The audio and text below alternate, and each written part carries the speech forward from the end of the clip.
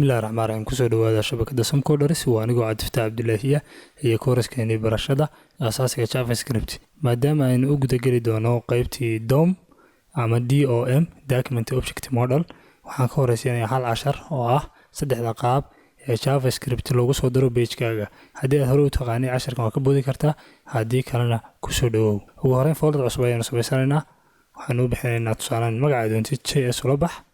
right click waxaan ku furaynaa favorite text editor-kaaga aad mar walba computer kugu duban ama aad xiisiisid sidoo kale ay noogu soo baxday waxaan isticmaali doonaa live share-kan ayaan isticmaali doonaa haddii kugu duubnayn extension-iska gal ku soo duub haddii ay kugu duuban tahay oo ka disable gareysan tahay ama ka xiran tahayna enable soo dheh marka halkan ayay kaaga soo baxaysaa so aynu bilowna hadaba ugu horeyn waxaan samaysanaa file loo index.html HTML waa la dhihi karaa laakiin HTML waa la baxaynaa labadaba waa samayn kartaa iyo script.js oo JavaScript-ga external-ka ahayd so file-keena waxaan samaynaynaa shift iyo exclamation marks aynu template-ka usoo qaadano JS ula bax magaca doontid header-ka u bixi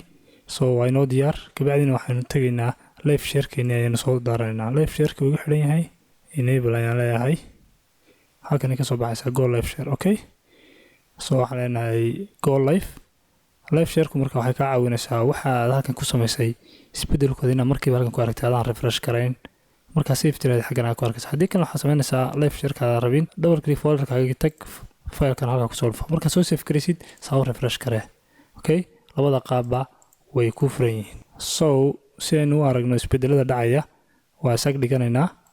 saddexda qaab aynu dhigan doono waa internal JavaScript inline iyo external ugu horeyn inline-ka ayaynu eegaynaa so div ayaynu samaysanaynaa hal division waxaynu dhex gelinaynaa hal heading